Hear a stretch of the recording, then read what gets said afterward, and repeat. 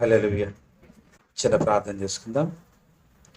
కృపా సత్య సంపూర్ణుడా, దయగల దేవ, మహోన్నతుడా, మహాగణుడా, మహాపరిశుద్ధుడైన మా తండ్రి, నీ ఘనమైన నామానికి స్తుతులు స్తోత్రం దేవా. ప్రభా, ఇప్పటి వరకు మమ్మల్ని ఎంతగానో ఏ ప్రార్థనలు నడిపించావు. మరి బిడ్డలందరూ స్తుతి గీతముల ద్వారా, ఆరాధన గీతం ద్వారా ఆరాధించి గణపరిచి మహేపరిచినాం. తద్వారా మీరు మధ్యలోనికి ఆత్మరూపుడి మా మధ్యలో సంచరిస్తున్నారు కనుక అయ్యా, మీరేం మాట్లాడబోతున్నారు, ఏం బోధించబోతున్నారో ప్రతి బిడ్డ వినడానికి వారికి సిద్ధపడి ఉండగా, ఆసక్తి కలిగి శ్రద్ధ కలిగి అయ్యా బిడ్డలందరూ కూడా మరి నాయన నిరీక్షిస్తుండగా, ఎవరైతే ఆ వాక్కు కొరకు మరి ఆ శ్రద్ధ కలిగి ఉన్నటువంటి బిడ్డలు ఉన్నారో హృదయాల్లో వాక్కుని విత్తనాన్ని విత్తండి, అది నిరంతర ఫలం ఫలించడానికి సహాయం దయచేయమని ప్రార్థిస్తున్నాం. ప్రభుని కొందనాలు, ఓదార్పు, ఆదరణ, ప్రేమ, స్వస్థత, ఓదార్పు, నిత్య జీవన సమస్తం వాక్కు ద్వారా మాత్రం సాధ్యం కనుక లాంటి వాక్కును మాకు అనుగ్రహించి బలపరిచి స్థిరపరిచి నడిపించి నీ నామానికి మహిమ పొందమని అయా వాక్యను నీ దీన దాసులను నన్ను బలపరిచి నీ ఆత్మను అభిషేకించి జ్ఞానం ఇచ్చి ముందుకు నడిపించి నీ నామానికి మహిమ, ఘనత, ప్రభావం పొందుకోమని మనాదుని ప్రియకుమారుడైన యేసుక్రీస్తు నామమున ప్రార్థిస్తున్నాం పరమ తండ్రి. ఆమేన్, ఆమేన్, ఆమేన్. పరిశుద్ధ పౌలు గారు ఫిలిప్పీలకు రాసిన లేఖ, పరిశుద్ధ పౌలు గారు ఫిలిప్పీలకు రాసినటువంటి లేఖ 4వ అధ్యాయము 11వ వచనాన్ని మనందరం వాక్యాంశంగా తీసుకుని ధ్యానించుకుందాం. చూడండి, ఇక్కడ 11వ వచనాన్ని, నాకు కొదువ కలిగినందున నేను ఇలాగ చెప్పుటలేదు, నేనే స్థితిలో ఉన్నను ఆ స్థితిలో సంతృప్తి కలిగి ఉండ నేర్చుకొని ఉన్నాను. దీన స్థితిలో ఉండ నేను ఎరుగుదును, సంపన్న స్థితిలో ఉండ నేను ఎరుగుదును. ప్రతి విషయంలోనూ అన్ని కార్యములలోనూ కడుపు నిండుటకును, ఆకలిగా నిండుటకును, సమృద్ధి కలిగిండుటకును, లేమిలో ఉండుటకును నేర్చుకొని ఉన్నాను. హల్లెలూయా. ప్రియమైన దేవుని బిడ్డలారా, సహోదరి సహోదరులారా, ఈ మాట్లాడింది ఎవరనంటే చాలామంది బిడ్డలకి అర్థమయ్యి ఉండొచ్చు. ఫిలిప్పీలకు లేఖ రాస్తుంది ఎవరనంటే మీకు అర్థమై ఉండొచ్చు, పరిశుద్ధ పౌలు గారని. ఆయన లేఖను రాస్తూ ఈ విధంగా సంఘాన్ని బలపరుస్తూ ఉన్నారు. ఆయన అంటున్నటువంటి మాటల్లో మనం ఇక్కడ ఒకసారి మరి గమనిద్దాం. నేనే స్థితిలో ఉన్నాను, ఆ స్థితిలో సంతృప్తి కలిగి ఉండ నేర్చుకొని ఉన్నాను. హల్లెలూయా. ప్రియమైన దేవుని బిడ్డలారా, సహోదరి సహోదరులారా, ఇక్కడ పౌలు గారు ఆయన చాలా ఉన్నతమైన చదువు చదివినవాడు, ధర్మశాస్త్ర పారాయణుడు. అంటే ధర్మశాస్త్రాన్ని చదివినవాడు, దాన్ని పుక్కిట పట్టినవాడు. అంటే దానిలో పిహెచ్డి చేశాడు ఆయన. అంటే ధర్మశాస్త్రాన్ని బాగా ప్రేమించినవాడు, ధర్మశాస్త్రాన్ని అనుసరించినవాడు, ధర్మశాస్త్రాన్ని బోధించినవాడు. అంత మాత్రమే కాదు, గొప్ప పదవిలో ఉన్నవాడు. అంత మాత్రమే కాదు, మామూలుగా ఆయన సంపన్న కుటుంబంలో ఉన్నవాడు. అంటే చాలా ధనికుడు, చాలా ఐశ్వర్యం కలిగిన వాడు ఆయన పౌలు గారు అయి ఉన్నాడు. అయితే మత వైరాగ్యము కలిగి, అంటే దేవుని మీద ఎక్కువ ప్రేమ కలిగి, మతం మీద ఎక్కువ భయభక్తులు కలిగి, దేవుని ఎడల ఆసక్తి కలిగి, దేవుని కొరకు పోరాడిన వాడు పౌలు గారు. అయితే ప్రియమైన దేవుని బిడ్డలారా, కానీ ఇక్కడ చూసినట్లయితే ఆయన క్రీస్తు బిడ్డలను, క్రీస్తు యొక్క సువార్తను వ్యతిరేకించి, క్రీస్తు బిడ్డలు అన్నబడి వారిని హింసిస్తూ, చంపుతూ, వారిని చాలా ఘోరాతి ఘోరంగా వారిని హింసించే స్థితిలో వెళ్ళిపోయాడు. గల కారణం ఏంటంటే ఆయన ఎదురు చూస్తున్నది మెస్సే కొరకే. లేఖనముల ప్రకారము దేవాది దేవుడు తన కుమారుణ్ణి ఈ లోకానికి మెస్సేగా పంపిస్తాడని ఎరిగినటువంటి పౌలు గారు మెస్సయ్య కొరకు ఎదురు చూశాడు. వచ్చింది మెస్సయ్య, కానీ మెస్సయ్య కాదని, నేనెవరో క్రీస్తు అని క్రీస్తుకి వ్యతిరేకంగా క్రీస్తు బిడ్డలను, క్రైస్తవులను హింసిస్తూ, దూషిస్తూ, వారిని చంపుతూ ఈ విధంగా చేస్తున్నటువంటి పౌలు గారికి దేవుని యొక్క దర్శనము ద్వారా దమస్కు పట్టణానికి వెళ్తున్నప్పుడు దేవుడు దర్శించి అతనికి ఆయన ఒక గొప్ప మరి సౌలు పౌలుగా మారటం జరిగింది. ప్రియమైన దేవుని బిడ్డలారా, సహోదరి సహోదరులారా, ఇక్కడ చూసినట్లయితే ఆయన అంటున్నాడు, నేనే స్థితిలో ఉన్నాను ఆ స్థితిలో సంతృప్తి కలిగి ఉండా నేర్చుకొని ఉన్నాను. దీన స్థితిలో ఉండా నేను ఎరుగుదును, సంపన్న స్థితిలో ఉండా నేను ఎరుగుదును అని ఇక్కడ అంటూ ఉన్నాడు. ఏంటంట? దీన స్థితిలో ఉండా నేను ఎరుగుదును. ఎందుకంటే ఆయన మామూలుగా ముందే చెప్పాను, ఆయన చాలా డబ్బు ఉన్నవాడు, చాలా సంపన్న కుటుంబంలో నుండి వచ్చినటువంటి వాడు పౌలు గారు. కానీ ఎప్పుడైతే దేవుడు దర్శించిన తర్వాత, అతడు మారిపోయిన తర్వాత, ప్రభు సేవలకు వచ్చిన తర్వాత, అతడు దేవుని గురించి బోధిస్తున్నప్పుడు చాలా ఇబ్బందులు పడ్డాడంట. భోజనం లేని సమయాలు, వస్త్రహీనత, వస్త్రం లేని సందర్భాలు, రాళ్లతో కొట్టబడడం, అవమానించబడడం, రకరకాలుగా అవమానాలు పొందినటువంటి సందర్భాల్లో ఆయన చాలా దీన స్థితి. కొన్ని సందర్భాల్లో సువార్తను ప్రకటిస్తున్నప్పుడు ఆ ప్రాంతం ఈ ప్రాంతం తిరుగుతున్నప్పుడు ఒక్కొక్కసారి భోజనం లేని సందర్భాలు కూడా ఆయనకు ఎదురైన సందర్భాలు కనబడ్డాయంట. ప్రియమైన దేవుని బిడ్డలారా, సహోదరి సహోదరారా, అంత మాత్రమే కాదు, సంపన్న స్థితిలో ఉండా నేను ఎరుగుతున్నాను. ఆయన ఆల్రెడీ సంపన్నుడు, ఆయన సంపన్న స్థితిలో ఉన్నవాడిని, అది కూడా నాకు తెలుసు అని మళ్ళీ ఏమంటాడు చూసారు ఇక్కడ. మరి ప్రతి విషయంలోనూ అన్ని కార్యములలోనూ కడుపు నిండి ఉండుటకును, ఆకలిగా నిండుటకును, సమృద్ధి కలిగి ఉండుటకును, లేమిలో ఉండుటకును నేర్చుకొని ఉన్నాను. హల్లెలూయా. ఇలాంటి ట్రైనింగ్ మనకు కావాలండి ప్రియమైన దేవుని బిడ్డలారు. ఎలాంటి ట్రైనింగ్ మనకు కావాలి ఏంటంటే, ఆయన నేర్చుకున్నాడంట. నేర్చుకోవలసిన అవసరం ఆయనకి లేదు. సహజంగా ఆయన చాలా పదవి ఉంది, చదువు ఉంది, గొప్ప ధర్మశాస్త్రాన్ని మరి చదివినటువంటి వాడు, గొప్ప పదవి ఉంది, లేకపోతే ఇంకా అన్నీ ఉన్నటువంటి ఈ పౌలు ఏమంటున్నాడు, నేను ఎప్పుడైతే ప్రభుకు లోబడ్డాడో, ఎప్పుడు ప్రభు దర్శించి తాను ఎన్నుకున్నాడో అప్పుడే అతను మార్చుకున్నాడంట, నేర్చుకున్నాడని, ఇంకా నేర్చుకుంటాను అంటున్నాడు. ఇక్కడ చూసినట్లయితే ఈ ఫిలిప్పీలకు రాసినటువంటి లేఖను ఆయన ఎక్కడ రాశాడో తెలుసా? ఒకసారి చెప్పినట్టున్నా మీ అందరికీ. ఆయన చెరసాల్లో ఉంటూ, జైల్లో ఉంటూ రాసినటువంటి లేఖ ఈ లేఖ. హల్లెలూయా. దేవునికి మహిమ కలుగును గాక. చూడండి, ఎంత దీన స్థితిలో ఉన్నా నేర్చుకున్నాను అంటున్నాడు. చూడండి, ఎంత హీనమైన స్థితిలోనికి వెళ్ళినా, ఎలాంటి పరిస్థితిలోనికి వెళ్ళినా ఆ పరిస్థితులను ఎదుర్కొంటూ పరిస్థితులకు అనుగుణంగా నడవడానికి పౌలు గారు ఇష్టపడి మరి అలవర్చుకొని ఈయన ఈ లేఖ రాసింది జైల్లో ఉంటూ రాశాడు. ఆ జైలు ఎలా ఉంటుందో తెలుసా? ఆ జైలుకి ఒక మెస్ ఉంటుంది. మెస్ కింద డెడ్ బాడీస్ వేస్తారు, అంటే చనిపోయిన శవాలు వేస్తారనమాట. అదే వారికి శిక్ష. ఆ శవాలు కుళ్ళిపోయినప్పుడు ఎలాంటి వాసన వస్తుంది అని అంటే అందరికి తెలిసిన విషయమే. ఒక మనిషి చనిపోతే ఆ బాడీ 2-3 రోజులు ఉంచడానికి భయపడతారు. ఎందుకంటే ఆ చుట్టుపక్కల ఉన్నవారు ఎవరు కూడా వారు బ్రతకరు ఆ వాసనకి, అంత దుర్గంధం వస్తుంది. అలాంటి స్థితిలో ఆ డెడ్ బాడీస్ పక్కన పడేస్తారు. ఆ వాసన వస్తుంది ఖైదీలకి, ఆ చెరసాలలో ఉన్న వాళ్ళకి. అదే శిక్ష. అలాంటి స్థితిలో ఉండి అలాంటి ఘోరమైనటువంటి దుర్గంధాన్ని, వాసన ఘోరాన్ని భరిస్తూ ఇలా రాస్తున్నాడు. ప్రియమైన దేవుని బిడ్డలారా, మీకు శుభములు. మీరు బాగున్నారా? నేను బాగానే ఉన్నాను. ఇదివరకు మనం చూసినట్లయితే లెటర్లు రాసుకునే వాళ్ళు గుర్తుందా లేదా మీకు? అంతేనమ్మా. ఇప్పుడు అమెరికా మాట్లాడాలంటే ఒక క్షణం చాలు. అమెరికాలో ఉన్నవాళ్ళు ఇక్కడ వంట చేస్తూ ఈ కూర, ఈ ఉప్పు, ఈ కారం అంటున్నారు. అక్కడ వంట చేసేస్తారు అమెరికాలో. అవునే కాదా? అంత టెక్నాలజీ పెరిగిపోయింది. కానీ ఇదివరకు మనం ఉత్తరాలు రాసుకునేటప్పుడు మీరు ఎలా ఉన్నారు? క్షేమంగా ఉన్నారా? మేము క్షేమంగానే ఉన్నాము. వెంటనే కన్నీళ్లు కారుస్తూ, నేను ఏడుస్తున్నా నాన్న, నన్ను ఇక్కడ సరిగ్గా చూడడం లేదు మా అత్తవారు, మా మామగారు వాళ్ళు అని రాసి లెటర్లో బాధ పెట్టేవాళ్ళు.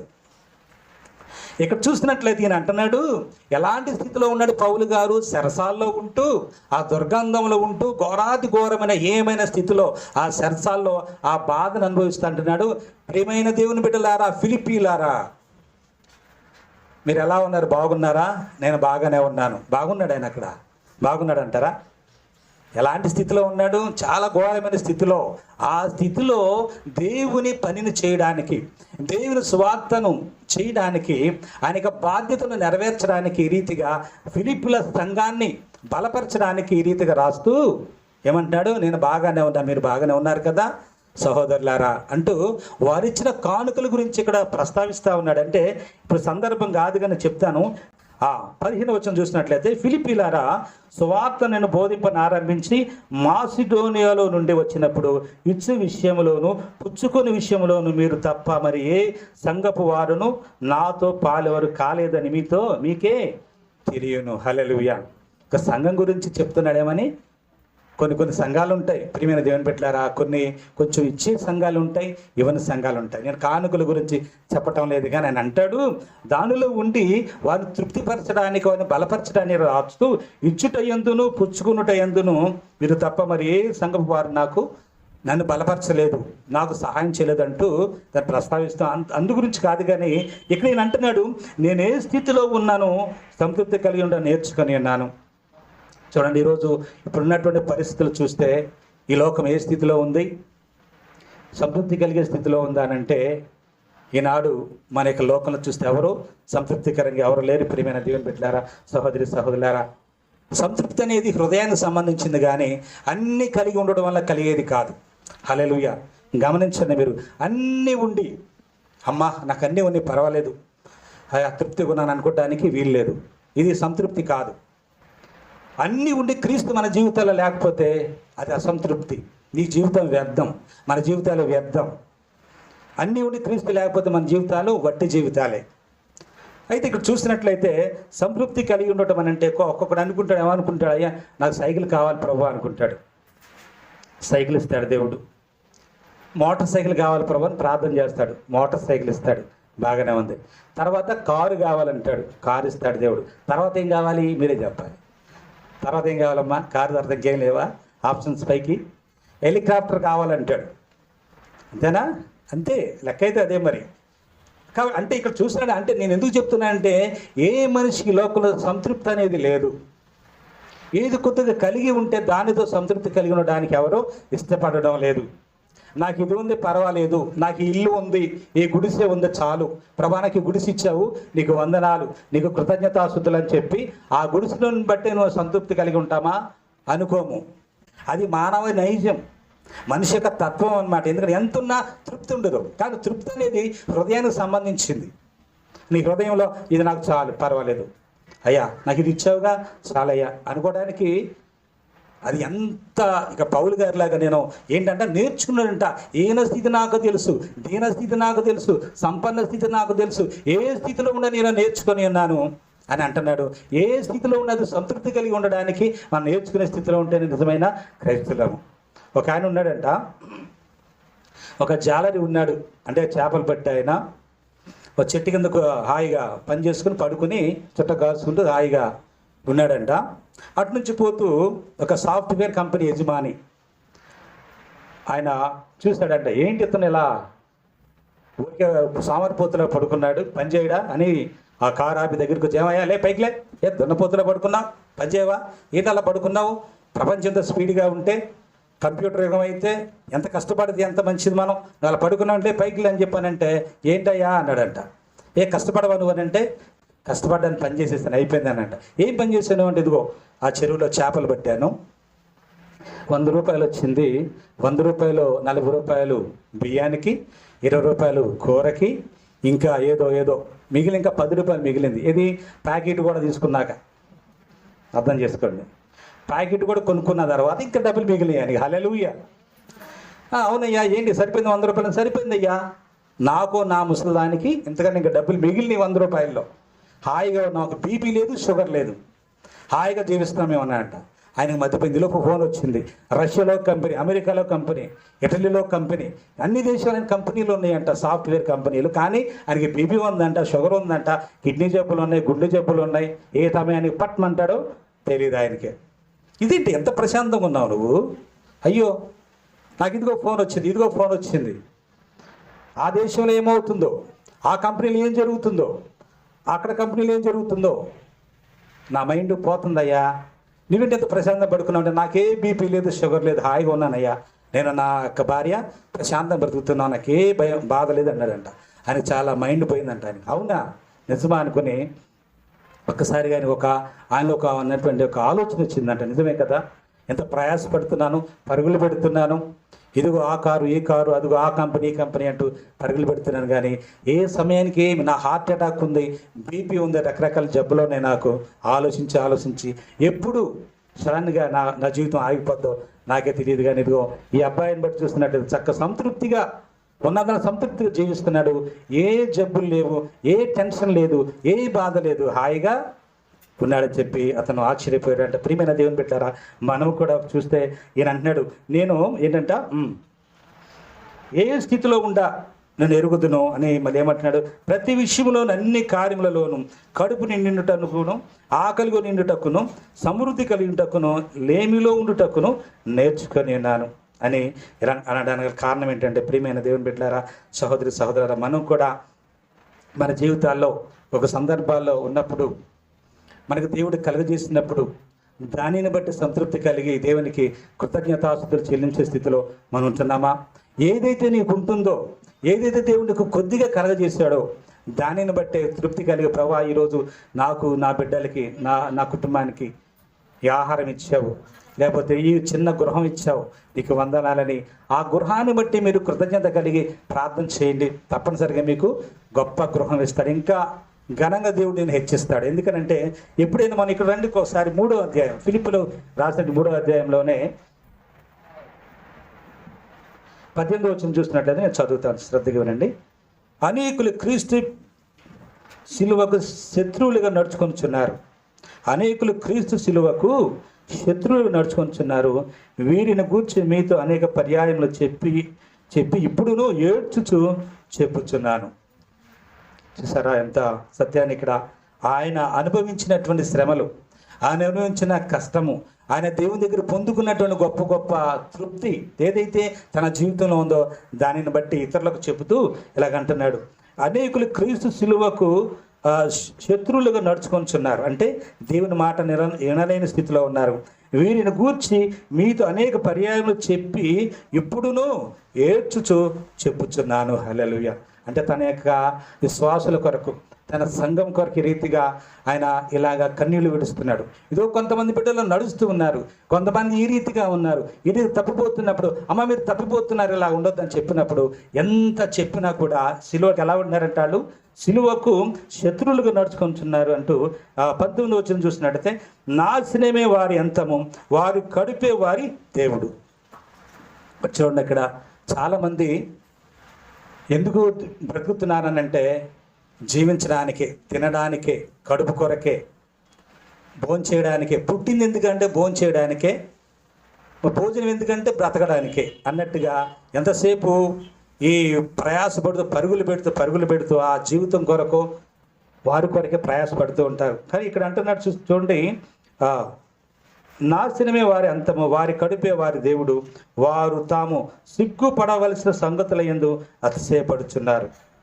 సరే, వారు తాము సిగ్గుపడవలసిన సంగతుల యందు అతిశయపడుతున్నారు. కొన్ని సందర్భాల్లో దేవుడు మనల్ని హెచ్చరిస్తున్నప్పుడు హెచ్చరికను మనం అంగీకరించకుండా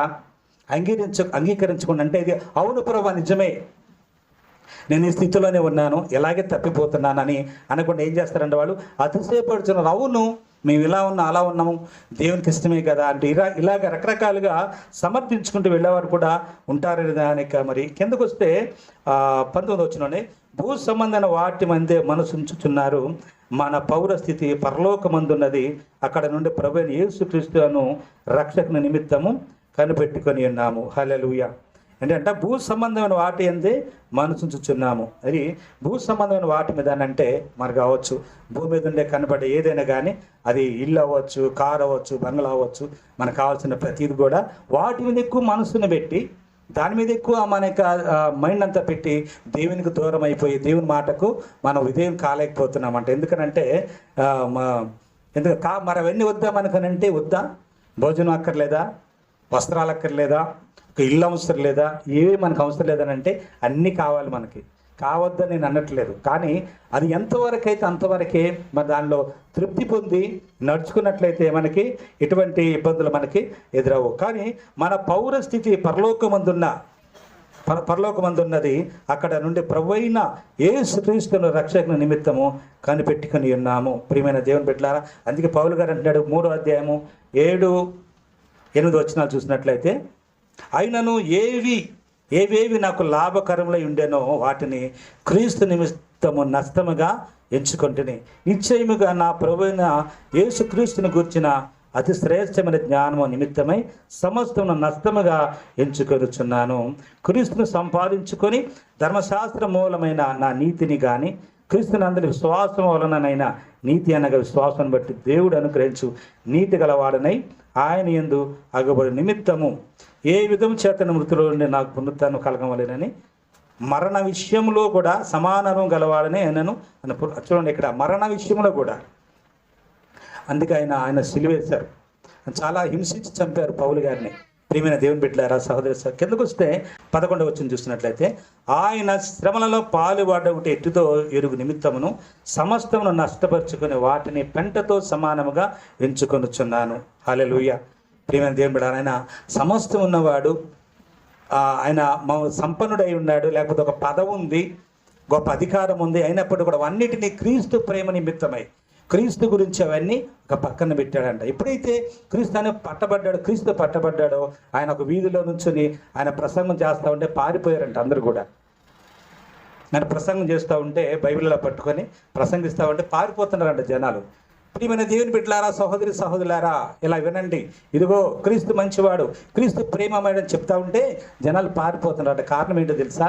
అంతకుముందు ఆయన కత్తితో ఆయన జీవించాడు, ఎక్కువగా యుద్ధాలు చేశాడు, అనేక మందిని క్రీస్తు బిడ్డల్ని హతమార్చాడు, చంపేశాడు.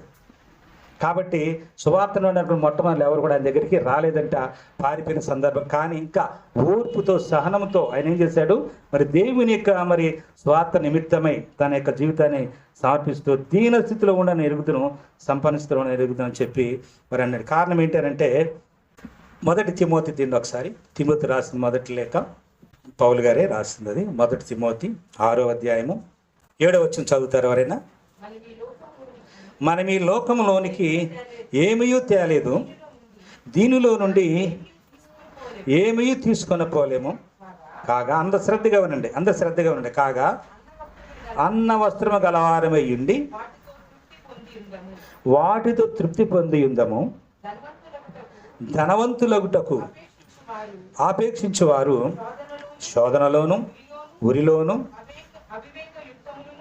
అవివేకయుక్తములను హానికరములనైనా అనేక దురాశలను పడుతురు. చాలు. హల్లెలూయా. చూడండి, ఇక్కడ ముఖ్యంగా కాగా అన్న వస్త్రములను గలవారమై ఉండి వాటితో తృప్తి పొంది ఉందాం. ఎట్లా అంటే మనం ఈ లోకంలోకి ఏంటంటే మనం ఈ లోకంలోనికి ఏమీ తేలేదు. ఈ సత్యాన్ని గ్రహిస్తే ఎవరమైనా కూడా దేని గురించి ప్రయాసపడము, దేని గురించి మనం పరుగులు పెట్టలేము. ఎందుకనంటే మనం ఈ లోకానికి ఏంటంట ఏమీ తీసుకురాలేదంట. అదే రీతిగా దీనిలో నుండి ఏమీ తీసుకొని పోలేము. అవునా కదంటారా? మీకు అర్థమైందో లేదో, చాలామందికి అర్థమై ఉండొచ్చు. ఈ లోకంలోకి వచ్చేటప్పుడు మనం ఏమీ తీసుకుని రాలేదు, మనం వెళ్ళేటప్పుడు కూడా ఈ లోకంలో ఏమీ తీసుకుని వెళ్ళలేము. ఇదంతా ఈ సత్యం అనేది అందరికీ తెలిసిన విషయమే. కాబట్టి ఆయన అంటున్నాడు, మరి కాక అన్న వస్త్రములు గలవారమై ఉండి వాటితో తృప్తి పొంది ఉందము అని అన్నాడు. లేకుండా మరి ఏదో ఇంకా ప్రయాసపడి పరుగులు పెడితే ఇంకేదో సాధించాలని చేస్తే ఏమవుతుందంట, ధనవంతులగుటకు అపేక్షించువారు శోధనలోను ఉరిలోను అవివేకయుక్తములను హానికరములైన అనేక దురాశలలోను పడుదురు. కాబట్టి అట్టివి మనుషులను నష్టములోను నాశనంలోను ముంచివేయును. ప్రియమైన దేవుని బిడ్డలారా, సహోదరి సహోదరులారా, ఈ సంతృప్తి అనేది మనకి అది దేవుడు మనకిచ్చింది. మరి క్రీస్తు మన జీవితాల్లో ఉన్నట్లయితే తృప్తి అనేది మనకు దొరుకుతుంది. ఎందుకనంటే మరి అన్నీ ఉండి, అదే చెప్పాను మొదట్లో, అన్నీ ఉంటే సంతృప్తి అని చాలామంది అనుకుంటారు. కొంతమంది చూడండి, మనకు లేనప్పుడు ఎదుటివారిని చూసి బాధపడే సందర్భాలు ఉంటాయి. ఒక్కొక్కసారి సహోదరి మనల్ని అంటారు, వాళ్ళు చూడు పక్కింటి చూడు ఎలా ఉన్నారో, నీ మొహం నిద్ర మొహండా, అటు చూడు వాళ్ళు ఎలా ఉన్నారో, ఆయన చూడు ఎలా సంపాదిస్తున్నాడు, మంచి వ్యాపారం చేస్తున్నాడు, మంచి వ్యవసాయం చేస్తున్నాడు, లేకపోతే మంచి పని చేస్తున్నాడు, నువ్వున్నావు ఎందుకు అనే సందర్భాలు ఏమంటారా? చాలా సందర్భాలు. భర్తలు కూడా భార్యలను అంటారు, నువ్వు దరిద్ర మొహం దానివి, నీ మొహం అంతే, చూడు నువ్వు అడుగు పెట్టేలాగా అయిపోయింది, నీ కాళ్ళు తిన్నగాలేవు. కొంతమంది ఉంటారు మోసలోళ్ళు, కాళ్ళు చూస్తారు, చెవులు చూస్తారు, కాళ్ళు వంకరలు చూస్తారు. కాళ్ళు బాగుంటేనే కలిసి వస్తుందంట. కాళ్ళు కొన్ని రకరకాలు చెప్తారులే, ఆ వంకరలు ఉంటే కలిసి రావంట. మీకు తెలుసలేదు. ఇలాగా ఒకరి మీద ఒకరు దూషించుకుంటూ తృప్తి లేని స్థితిలో, కుటుంబంలో ఎప్పుడైతే తృప్తి లేదో, కుటుంబంలో ఎప్పుడైతే ఆశీర్వాదం లేదో, భర్త మీద భార్య, భార్య మీద భర్త, వాళ్ళు చూడు పక్కన వాళ్ళు ఎంత బాగున్నారో రెండో స్టేర్ కూడా వేసేసారు వాళ్ళు. ఇంకో స్టేర్ ఇంకా పూర్తి అవ్వలేదు. నువ్వున్నావు ఎందుకు నిద్రమోహం కూడా.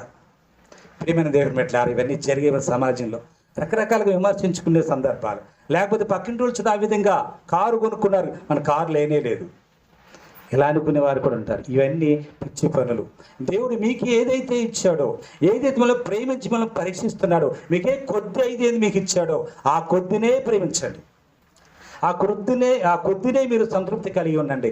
దానిని బట్టి దేవునికి ప్రార్థించండి. ప్రభా, నువ్వు నాకు ఇచ్చే ఈ కొద్ది నాకు సంతోషం నాయన, ఈ కొద్దిలో నుంచి నన్ను దీవించగల దేవుడు నాకు నా ప్రభువా, ఇదిగో దీన్ని బట్టి నేను సంతోషిస్తున్నాను అని ప్రార్థించినట్లయితే నీకు ఏదైతే కావాలో ఆయనకు తెలుసు. చాలామంది ఇట్లాగే మరి దశమ భాగం సమర్పించే సందర్భాల్లో కూడా, దశమ భాగం ఇవ్వడానికి నేను దశమ భాగం చెప్పట్లేదు, సందర్భం వచ్చిన చెప్తున్నాను. దశమ భాగం సమర్పించేటప్పుడు చాలా భయపడతారు, చాలా వెనక్కి లాగుతారు. 10,000 వచ్చినాయి, దీంట్లో అమ్మో 1000 రూపాయలు దేవుడికి ఇచ్చేయాలా, పాలు వాడికి ఇవ్వాలిగా, అదే కిరాణా కొట్టోడికి ఇవ్వాలిగా, పక్కింటోడికి 1000 రూపాయలు అప్పు తీసుకున్నావు ఇవ్వాలిగా, మరి ఎట్లా ఇస్తామో అనుకుంటారు. నో, అది తప్పు ఆలోచన. దేవుడికి తెలియదా నువ్వు పాలవాడికి బాకీ ఉన్నావని? కిరాణా కొట్లో బాకీ ఉందని దేవుడు తెలియదా? పక్కింటో నువ్వు బాకీ ఉందని దేవుడు తెలియదా? ఆయనకి అన్నీ తెలుసు. మనం దశమ తీసినంత మాత్రాన వారికి ఇవ్వకుండా నీకు కొరత వచ్చేస్తుంది అంటే అది పిచ్చి ఆలోచన. నువ్వు ఇవ్వాలనుకో దేవుడికి సంపూర్తిగా సంతోషంగా హృదయపూర్వకంగా నువ్వు ఇచ్చినట్లయితే నీ బాకీ ఆయన తీరుస్తాడు. ఈ కొట్టు దగ్గర ఉన్న బాకీ ఆయన తీరుస్తాడు, పాలవాడికి బాకీ ఆయన తీరుస్తాడు. నీ వెనక ఏదైతే అప్పులు ఉన్నాయో, ఆర్థిక ఇబ్బందులు ఉన్నాయో, ఏ సమస్యలు అయితే ఉన్నాయో ఆ సమస్య నుంచి విడిపించేది ఆయనే. సకల ఐశ్వర్యములు ఆయన దగ్గర ఉన్నాయి. హల్లెలూయా. ఇదండి పై ఒకసారి 4:19 వచ్చిన చదవండి ఒకసారి.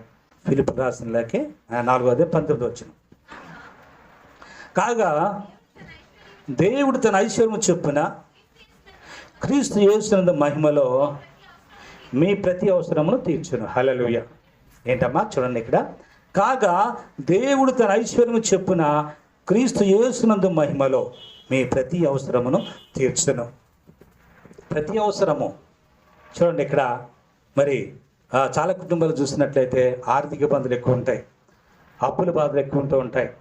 నువ్వు అనుకోవచ్చు నీ అప్పుల బాధలు ఎక్కడి నుంచి విడుదల పొందుతావు అనుకోవచ్చు, కానీ అప్పుల నుంచి విడుదల చేసే గొప్ప ఐశ్వర్యము దేవుని దగ్గరే ఉంది. హల్లెలూయా. ఆ దేవుని దగ్గర ఉన్నది ఏ విధంగా నీ దగ్గరికి వస్తానంటే యేసుక్రీస్తు ప్రభువారి ద్వారా, ఆయన మహిమలో ఆయన నమ్మినట్లయితే, ఆయనను అడిగినట్లయితే, ఆయన ద్వారా దేవుని దగ్గర నుంచి నీకు ఐశ్వర్యం అనేది, అప్పుల బాధ నుంచి విడుదల పొందే గొప్ప ఐశ్వర్యం అనేది దేవుని నీకు అనుగ్రహిస్తాడు. హల్లెలూయా. కొంతమంది చూడవచ్చు, కొంతమంది రకరకాల వ్యాధుల చేత, రకరకాల మరి దీర్ఘకాల వ్యాధులు ఉంటాయి, గుండె సంబంధించిన వ్యాధులు ఉంటాయి, భయంకరమైన వ్యాధులు, కిడ్నీ సంబంధించిన వ్యాధులు ఉంటాయి. ఎంతో భయంకర వ్యాధుల్లో ఉండి బాధపడుతూ ఉంటారు. ఆ వ్యాధి నుంచి విడుదల చేసే ఐశ్వర్యం కూడా దేవుని దగ్గరే ఉంటుంది. అది కూడా తన కుమారుడైన యేసుక్రీస్తు ప్రభువారి ద్వారా నీకు దొరుకుతుంది. హల్లెలూయా.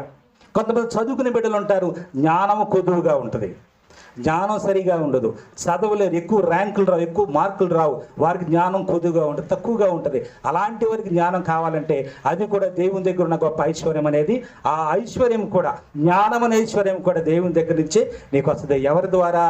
యేసుక్రీస్తు ప్రభువు యొక్క మహిమలో, ఆయన నామమున నీకు ఐశ్వర్యం వస్తుంది. హల్లెలూయా. అదే కాదు, ఏ సంతానం అనేటువంటి ఐశ్వర్యం ఏదైతే ఉందో అది కూడా దేవుని దగ్గర ఐశ్వర్యం ఉంది. ఆ ఐశ్వర్యం కూడా ప్రభు దగ్గర నుంచి నీకు ఆయన మహిమలోని నీకు దొరుకుతుంది అనేది గమనించి ప్రియమైన దేవుని బిడ్డలారా, సహోదరి సహోదరురా, ఏదైతే నీకు కొరతగా ఉందో, ఏదైతే నీకు కొదువుగా ఉందో, ఆ ప్రతిది కూడా దేవుడైన గొప్ప ఐశ్వర్యం అనేది నీకు దేవుని గొప్ప మరి స్థిరంగా గొప్ప ఐశ్వర్యము దేవుని దగ్గర మరి ఎట్లాంటిది చాలా దాచబడి ఉంది. ఆ ఐశ్వర్యము నీకు ఏది కావాలో, ఎవరికి ఏ ఐశ్వర్యం కావాలో ప్రతి ఐశ్వర్యాన్ని ఇచ్చి మనల్ని తృప్తిపరచడానికి తన కుమారుని లోకానికి పంపించాడు. ఆ యేసుక్రీస్తు ప్రభువు యొక్క మహిమలో నుంచి ప్రతి అవసరం తీర్చి మనల్ని దీవించడానికి, మన సంతృప్తిపరచడానికి మరి దేవుడు మనను ప్రేమించాడు. ప్రియమైన దేవుని బిడ్డలు. కాబట్టి ఈయన అంటున్నాడు, ఏమంటున్నాడు? నాకు కొదువ కలిగినందున నేను ఇలాగ చెప్పుటలేదు, నేనే స్థితిలో ఉన్నాను ఆ స్థితిలో సంతృప్తి కలిగి ఉన్న నేర్చుకొని ఉన్నాను. కానీ ఎలాంటి వాడనంట? దేవుని బిడ్డలను హింసించి చంపినవాడు, చాలా ఇదిగా మరి దేవునికి వ్యతిరేకంగా నడిచినటువంటి వాడు. పాట ఒకటి ఉంటుంది కదా, హింసకుడను దూషకుడను హానికరుడనైన నన్ను నీ సేవకు నియమించితివి. హింసకుడను దూషకుడను హానికరుడనైన నన్ను నీ సేవకు నియమించితివి. హల్లెలూయా. ఆయన ఎలాంటి వాడు అంటే హానికరుడు, హింసకుడు, దూషకుడు, హానికరుడు. ఎంతోమంది క్రీస్తు బిడ్డలు అన్నవాడు వారిని, ఒక స్త్రీని పట్టులు ఇలా కత్తితో పొడిస్తే కడుపులో శిశువు బయటకు వచ్చేసిందంట. అంతగా హింసించాడు క్రీస్తు బిడ్డలని. ప్రియమైన దేవుని బిడ్డల, అలాంటి పౌలును మార్చిన దేవుడు ఈరోజు నిన్ను నన్ను మార్చలేడా? ప్రియమైన దేవుని బిడ్డలారా, మనల్ని మార్చలేడానంటే ఆయన మార్చేవాడే. నువ్వు అనుకూలంగా ఉండాలిగా, నువ్వు దానికి దేవునికి నీ జీవితాన్ని దేవునికి అర్పించాలిగా, దేవునికి నీ జీవితాన్ని అర్పించుకోవాలి కదా. అర్పించుకున్నట్లయితే ఆయన నిన్ను మార్చుకుంటాడు. మరి తనకు ఇష్టమైనటువంటి వాడు చూడండి. ఒకసారి ఆయన బట్టి పౌలు గారిని బట్టి ఒకసారి చెప్తే అపోస్తలుల కార్యం 9వ అధ్యాయంలో ఆయన ఏ విధంగా మార్చుకుంటాను, ఒక సాధనం కానీ చేసుకుంటానని చెప్పి దేవుడు అననీయ అనే ఒక భక్తుని పంపించినప్పుడు అక్కడ చక్కని మాట చదువుతాను. 15వ వచనం, 9వ అధ్యాయము అపోస్తలుల కార్యం 9వ అధ్యాయం 15వ వచనం నేను చదువుతాను, శ్రద్ధగా వినండి. ఎందుకంటే ఆయనకి దర్శనం ద్వారా కళ్ళు పొరల కమ్మిని, ఆయనకు చూపు కనబడడం లేదు. అననీయ అనేటువంటి ఒక మరి యోధా అనే ఇంట్లో ఉన్నాడు. అననీయ ఒక భక్తుడిని ఆయన దగ్గర పంపించి తల మీద చేయి పెట్టి ప్రార్థించినట్లయితే తనలో ఉన్నటువంటి ఆ యొక్క గుడ్డితనము, ఆత్మీయ గుడ్డితనము, కళ్ళకున్న పొరలు రాలిపోయి గొప్ప మరి పంపించినప్పుడు ప్రభు అక్కడ పంపించినప్పుడు ఏం జరుగుతుందో చూద్దాం.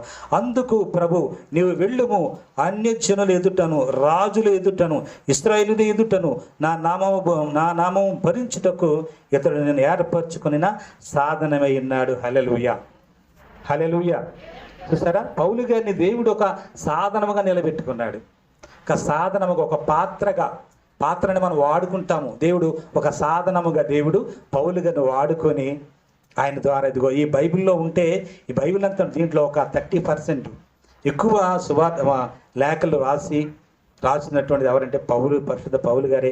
ప్రియమైన దేవుని బిడ్డారు, ఇక్కడ గొప్ప ఏర్పరచుకున్న గొప్ప సాధనంగా దేవుడు మలుచుకుని. ఎందుకంటే ఇతడు నా నామము కొరకు ఎన్ని శ్రమలను అనుభవింపవలెనో నేను ఇతనికి చూపుదునని అతనితో చెప్పాను. హల్లెలూయా. ఎన్ని శ్రమలు అనుభవించవలెనో దేవునికి మన మీద ముందుగానే ప్రణాళిక ఉంచుతాడండి. ప్రియమైన దేవుని బిడ్డలారా, ముందుగానే దేవుడు ప్రణాళిక ఏర్పాటు చేస్తాడు. మీరు దేవుని బిడ్డలు అయినప్పుడు మీకు అనేక శ్రమలు వస్తాయి, అనేక కష్టాలు వస్తాయి, కొరతలు వస్తాయి, కరువు వస్తుంది, అవమానాలు వస్తాయి, నిందలు వస్తాయి, ఇవన్నీ వస్తాయి. ముందుగానే దేవుడికి తెలుసు.